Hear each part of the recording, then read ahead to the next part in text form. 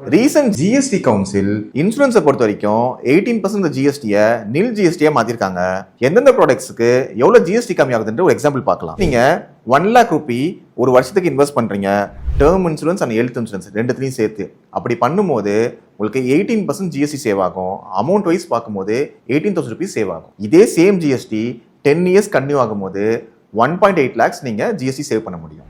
இதே நீங்க traditional policies participating and non participating plan எடுத்திருந்தீங்கன்னா ஃபர்ஸ்ட் இயர் 4.5% ஜிஎஸ்டி இருக்கும், செகண்ட் இயர் 2.25% ஜிஎஸ்டி இருக்கும். அப்படி பார்க்கும்போது ஒரு வருஷத்துக்கு சேம் ஆனுவல் ப்ரீமியம் 1 lakh rupeesக்கு 4,500 rupees நீங்கள் ஜிஎஸ்டி சேவ் பண்ணுவீங்க.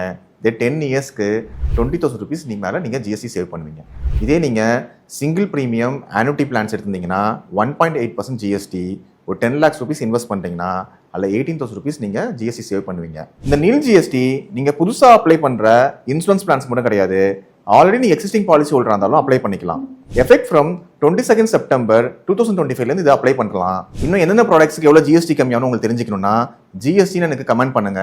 இந்த மாதிரி யூஸ்ஃபுல்லான ஃபினான்ஷியல் டிப்ஸுக்கு தீபக் வெல்ஃபேர் சேனலை ஃபாலோ பண்ணுங்க, நான் உங்களுக்கு கைட் பண்ணுறேன்.